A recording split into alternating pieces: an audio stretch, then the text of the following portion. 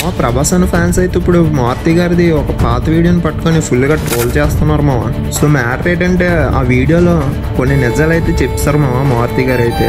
ఇప్పుడు రాజస్థాన్ మూవీ కూడా అలాగే జరుగుతుందని ప్రభాస్ ఫ్యాన్స్ కొద్దిగా భయపడుతున్నారు మామ. సెకండ్ హాఫ్ సెట్ అవ్వకుండా మీరు సినిమా షూటింగ్ కనుక వెళ్ళిపోయారంటే దొరికేస్తారు, దొరికిపోయినట్టే. అసలు మనం ఎత్తుకున్న కాన్ఫ్లిక్ట్కి కన్క్లూజన్ ఏమో తెలియకుండా ముందు ఇది బాగుందని ఎక్కేస్తే మీకు ఎక్కువ సినిమాలు ఫెయిల్యూర్ కారణం సెకండ్ హాఫ్ క్లైమాక్స్ వెళ్ళేలా ఉంటుందని వేగ్గా అనుకుని వెళ్ళిపోతుంటారు. అలా కాదు, ఫిక్స్ అయ్యి చేస్తే ఫస్ట్ నుంచి ఆ ప్రాబ్లం మీద వర్క్ చేసుకుని అప్పుడు మీకు క్లైమాక్స్ ఏంటని ఏం చెప్పదలుచుకున్నాం అని రాసుకుని వెళ్తే చాలా క్లారిటీ ఉంటుంది.